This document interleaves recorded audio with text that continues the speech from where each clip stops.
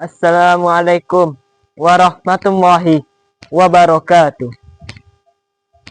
Innal hamdalillah nahmanuhu wa nasta'inuhu wa nastaghfiruh wa na'udzu billahi min shururi anfusina wa min sayyiati a'malina. May yahdihillahu fala mudhillalah wa may yudlil fala hadiyalah. Asyhadu an la ilaha illallah wa asyhadu anna Muhammadan abduhu wa rasuluh sallallahu alaihi wasallam la nabiyya ba'da amma ba'du. Pertama dan utama sekali, marilah kita ucapkan kehadirat Allah Subhanahu wa taala yang telah melimpahkan rahmat dan karunia-Nya pada kita bersama, sehingga kita dapat hadir di tempat yang sama-sama kita cintai ini.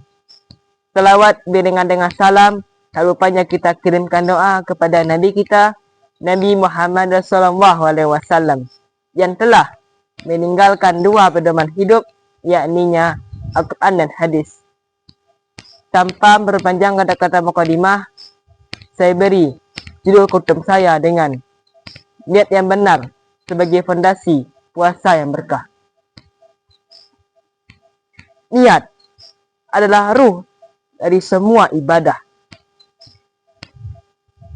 Tanpa kita berniat dengan tulus dan baik, maka amalan yang kita lakukan belum tentu diterima oleh Allah Subhanahu wa taala. Seperti sabda Nabi Muhammad SAW, "Innamal a'malu binniyat." Sesungguhnya segala sesuatu diawali dengan niat. Kalau kita ingin mencapai ridho Allah Subhanahu wa taala, maka kita harus bersungguh-sungguh dalam mencapainya dengan mengikuti aspek-aspek dan ketentuan telah ditentukan oleh Allah Subhanahu wa taala.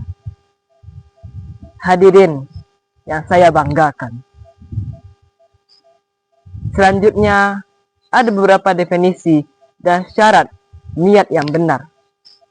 Yang pertama, ikhlas. Ikhlas kita semata-mata hanya kepada Allah Subhanahu wa taala, tidak kepada unsur-unsur yang lain. Yang kedua, jelas jenis ibadahnya. Ketika kita ingin berniat, kita sebutkan apa ibadah yang kita niatkan tersebut. Yang ketiga, waktunya yang tepat. Ketika kita berniat, kita tetapkan waktunya dengan sebaik mungkin. Seperti kita berniat untuk berpuasa, kita harus berniat sebelum terbit fajar. Seperti sabda Rasulullah SAW, barang siapa yang tidak berniat puasa sebelum terbit fajar, maka Allah tidak menganggap puasanya. Hadis riwayat Al-Baqi.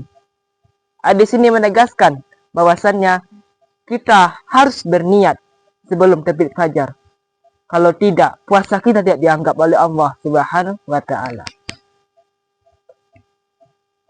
Kaum muslimin yang saya banggakan, pada bulan Ramadan ini kita belajar banyak hal, seperti menjaga kepribadian kita sendiri dan juga melatih diri kita menjadi seorang muslim dan muslimah yang lebih sejati, dan juga lebih mendekatkan diri kepada Allah Subhanahu wa taala. Hadirin yang saya hormati, selanjutnya ada ciri-ciri puasa yang berkah. Yang pertama, menjaga badan dan indera. Dalam kita berpuasa, tidak hanya menahan haus dan lapar, tetapi juga menjaga segala sesuatu yang membatalkan puasa.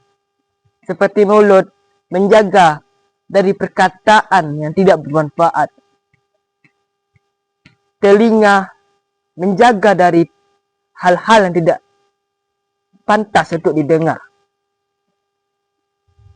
Mata, menjaganya dari melihat hal-hal yang tidak baik. Dan segalanya bisa merusak amal puasa kita. Yang kedua, memperbanyak amalan. Seperti yang kita ketahui, pada bulan suci Ramadan, Allah Subhanahu wa taala melipat gandakan semua amalan pada bulan tersebut. Walaupun dosa kita setinggi gunung, tetapi Allah Subhanahu wa taala membuka pintu taubat seluas-luasnya. Pada kesempatan kali ini, marilah kita berbanyak amal di bulan penuh berkah ini, supaya dosa-dosa kita bisa diampuni oleh Allah Subhanahu wa taala. Dan yang terakhir adalah membiasakan diri berakhlak terpuji. Dalam bermasyarakat, kita harus memiliki sifat yang toleran. Dan juga kepada Allah Subhanahu wa taala. Jadi, kita sebagai manusia yang memiliki akhlak yang baik, kita jagalah dan kita rawatlah sebaik mungkin sopan santun yang telah diajarkan oleh Nabi Muhammad SAW. Maka dari situlah kita menjadi seorang muslim dan muslimah yang sejati dan menjadi contoh bagi orang-orang di luar sana. Kesimpulan dari kutum saya pada hari ini adalah tingkatkanlah amalan kita pada bulan penuh berkah ini. Karena bisa jadi ini adalah puasa terakhir kita pada umur kita saat ini. Maka dari itu, selagi ada waktu, sempatkanlah diri kita untuk beribadah kepada Allah Subhanahu wa taala. Dan juga jangan sampai puasa kita kali ini hanya membuang-buang waktu dan tidak bermakna pada kehidupan.